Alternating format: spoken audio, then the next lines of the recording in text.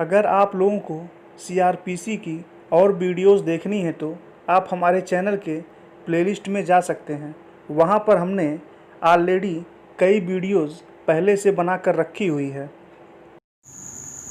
इस वीडियो में हम बात करेंगे सीआरपीसी की धारा 173 के बारे में, जो डील करता है अन्वेषण के समाप्त हो जाने पर पुलिस अधिकारी की रिपोर्ट के बारे में। तो चलिए शुरू करते हैं। इसे शुरू करने से पहले कुछ चीज़ें हम आप लोगों को प्रैक्टिकल वे में समझाएंगे, फिर हम धारा 173 को कवर करेंगे। चार्जशीट को हम चालान भी कहते हैं, कंप्लीशन रिपोर्ट भी कहते हैं, फाइनल फॉर्म या फाइनल रिपोर्ट भी कहते हैं। जो वाइट बोर्ड पर स्क्रीनशॉट दिया गया है उस पर लिखा गया है दंड प्रक्रिया संहिता धारा 173 के अंतर्गत in the court of ACGM second के न्यायालय में। अब आपके दिमाग में एक प्रश्न बन रहा होगा कि मेरा थाना किस मजिस्ट्रेट के अंडर में है। इस स्क्रीनशॉट में थाना परशुरामपुर दिया गया है जो बस्ती ज़िले में आता है, इसलिए हम गूगल में टाइप करेंगे ई कोर्ट बस्ती। अगर आप अपने ज़िले को सर्च करना चाहते हैं तो गूगल में टाइप करिए ई कोर्ट, फिर अपने ज़िले का नाम। तो चलिए ई कोर्ट बस्ती सर्च कर लेते हैं। सर्च करने के बाद इस तरह का इंटरफेस खुल जाएगा। अब नीचे लिखा गया है पुलिस स्टेशन वाइज मजिस्ट्रेट। इस पर क्लिक करने के बाद सारे थानों का लिस्ट खुल जाएगा, जिसमें थाना परशुरामपुर इस समय एसीजीएम फर्स्ट के अंडर में है। इस दशा में सब इंस्पेक्टर महोदय चार्जशीट एसीजीएम फर्स्ट के कोर्ट में जमा करेंगे। मान लीजिए कोई संज्ञेय अपराध हुआ तो उसमें एफआईआर दर्ज होगा, और जब एफआईआर दर्ज होगा तो इन्वेस्टिगेशन भी होगा। जो इन्वेस्टिगेटिंग ऑफिसर इन्वेस्टिगेशन किया है वो इन्वेस्टिगेशन पूरा होने के बाद चार्जशीट कोर्ट में जमा करेगा। ये तो हो गई प्रैक्टिकल की चीज़ें। अब आइए देखते हैं धारा 173 क्या कह रहा है। इसका सब सेक्शन 1 कह रहा है इन्वेस्टिगेशन पुलिस वाले जितनी जल्दी हो उतनी जल्दी ख़त्म करेंगे। मतलब ये समझ लीजिए आईओ यानी इन्वेस्टिगेटिंग ऑफिसर जितनी जल्दी हो सके बिना विलम्ब किए हुए इन्वेस्टिगेशन को पूरा करें। आगे यह कह रहा है बालिका के रेप के संबंध में कह रहा है, मान लीजिए ए नामक बालिका के रेप का एफआईआर 1/1/2020 को थाने का एसएचओ दर्ज करता है। तो उस दशा में एफआईआर जिस दिन दर्ज हुआ है उस डेट के 3 महीने अर्थात 90 दिन के भीतर इन्वेस्टिगेशन को पूरा किया जाएगा। अर्थात 1/1/2020 को एफआईआर दर्ज हुआ है तो 1/4/2020 के भीतर आईओ को इन्वेस्टिगेशन पूरा करना होगा। आगे सबसेक्शन 2 कह रहा है जैसे इन्वेस्टिगेशन पूरा हो जाता है तो उस दशा में थाने का भार साधक अधिकारी एसएचओ उस पुलिस रिपोर्ट पर उस अपराध का संज्ञान लेने के लिए मजिस्ट्रेट के पास भेजेगा। जिस रिपोर्ट को थाने का भार साधक अधिकारी मजिस्ट्रेट के पास भेज रहा है उसमें क्या क्या मेंशन करना होगा, आइए समझ लेते हैं। इसके अंदर पार्टीज के नाम होंगे, किस तरह का सूचना मिला है इसके बारे में होगा।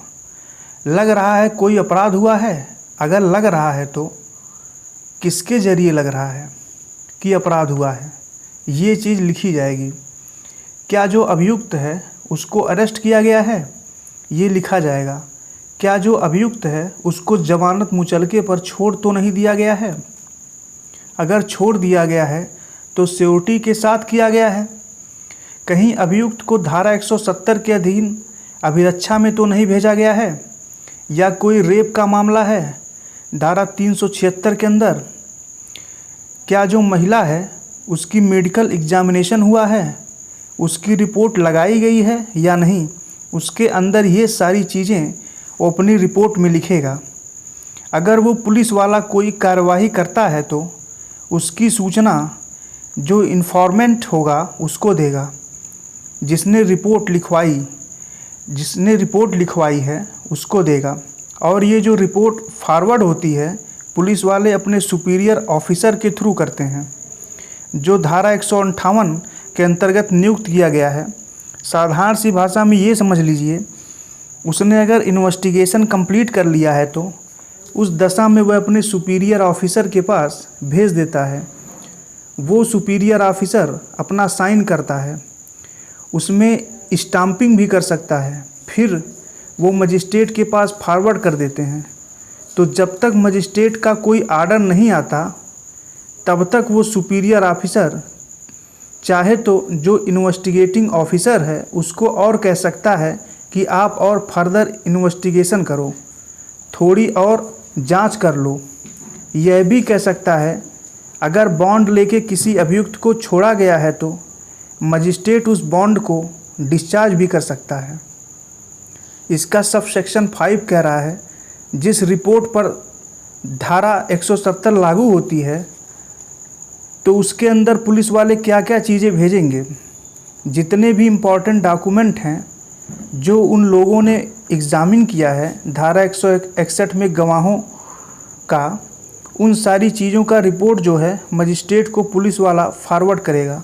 और कोई भी इस तरीके का इम्पॉर्टेंट डॉक्यूमेंट है जिस पे प्रोसिक्यूशन रिलाई करता है, प्रोसिक्यूशन जिस मामले पर बेस कर रहा है, उन चीज़ों को भी फॉरवर्ड करेगा। पुलिस ऑफिसर उसके अंदर नोट अमेंड कर देगा। अगर पुलिस वाला चाहता है कि उसमें से कुछ चीज़ें अभियुक्त को न दिखाई जाएं तो उसमें पुलिस वाला रिटन नोट लगा देगा कि कौन सी चीज़ अभियुक्त को न दिखाई जाएगी। इसका सबसेक्शन 7 कह रहा है जो आईओ इन्वेस्टिगेटिंग ऑफिसर जांच कर रहा है, जो सबसेक्शन 5 के अंडर हम लोगों ने पढ़ा था, जो डॉक्यूमेंट का एग्ज़ामिन वह किया था, अगर उस आईओ को लगता है कि यह डॉक्यूमेंट सुविधापूर्ण है तो उस दशा में उस डॉक्यूमेंट की प्रतियां उस अभियुक्त को दे सकता है। इसका सबसेक्शन 8 डील करता है फर्दर इन्वेस्टिगेशन के ऊपर। मान लीजिए रिपोर्ट को फॉरवर्ड कर दिया मजिस्ट्रेट के पास, अब ये भी तो पॉसिबल है कि रिपोर्ट फॉरवर्ड करने के बाद किसी और सोर्स से जो इन्वेस्टिगेटिंग ऑफिसर है उसके पास सबूत आ जाए, कुछ एविडेंसेस आ जाएं, तो ये कह रहा है कि उसके बाद भी वो फर्दर इन्वेस्टिगेशन करके उन रिपोर्ट को मजिस्ट्रेट के पास भेज सकता है। यहाँ पर ध्यान देने वाली एक बात यह है कि जो इन्वेस्टिगेटिंग ऑफिसर है वो यहाँ पर सिर्फ फर्दर इन्वेस्टिगेशन कर सकता है। वह न तो फ्रेश इन्वेस्टिगेशन कर सकता है और न ही री इन्वेस्टिगेशन कर सकता है, सिर्फ और सिर्फ फर्दर इन्वेस्टिगेशन कर सकता है। इस वीडियो में इतना ही। आशा है यह वीडियो आपके समझ में आया होगा। भगवान करे आपका दिन शुभ हो।